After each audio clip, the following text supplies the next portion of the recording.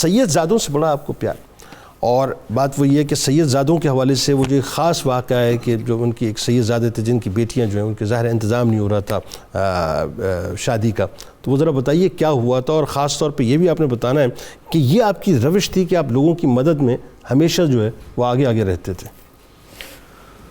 بسم اللہ الرحمن الرحیم۔ یہ آپ سے کرامات کافی صادر ہوئیں۔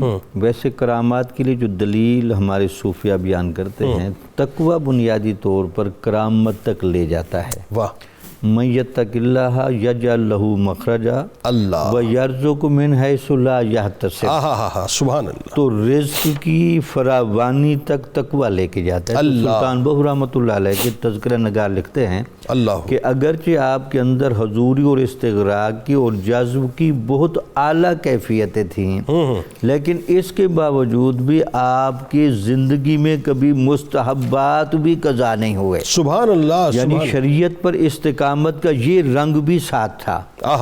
تو آپ سے کرامات کا چونکہ صدور تھا اور اس علاقے میں بڑی شہرت تھی، بالکل ٹھیک ہے، کو اسی علاقے میں ایک سید خاندان کے آدمی تھے، انہوں نے اپنا ظاہری ڈھب کوئی اس انداز سے رکھا ہوا تھا کہ گھر کے حالات کسی کو معلوم نہیں ہو رہے تھے، تو ان کے پاس چونکہ اعلیٰ رشتے آ رہے تھے تو ان کو احساس ہوا کہ لامالا بچیوں کو جب بھی آ کے بھیجنا ہے تو کچھ نہ کچھ ذات راہ بھی تو ساتھ ہونا چاہیے۔ ٹھیک ہے، تو وہ اس پریشانی میں اپنے علاقے کی کسی اور بزرگ سے جا کے ملے اور ان کو اپنا حال بتایا۔ ٹھیک ہے، انہوں نے ان کو سلطان بہو رحمۃ اللہ علیہ کے پاس بھیجا، تو سلطان بہو رحمۃ اللہ علیہ اس وقت یہ رزق حلال کا جو ایک سنت طریقہ اس پر عمل کرتے، آپ حل چلا رہے تھے، بتائیے۔ تو وہ سید زادہ وہاں گئے اور حل چلاتے ہوئے دیکھ کر سوچنے لگا کہ ان کی اپنی حالت ہی کمزور لگتی ہے تو میری کیا ہیلپ کریں گے۔ تو واپس جو ہی آنے لگا تو سلطان بہو صاحب نے اس سید زادے کا نام لے کر جب پکارا،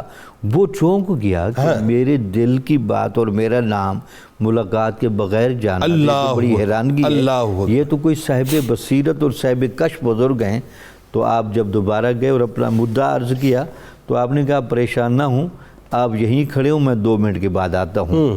تو زیادہ قرین قیاس یہ کہ آپ کہیں خلوت میں جا کر آپ نے عبادت کی ہے اور دعا کرنے کے بعد آپ واپس تشریف لائے ہیں، تو آپ نے مٹی کا ڈھیلا اٹھا کر زمین پر مارا تو وہاں کی ساری زمین سونا بن گئی۔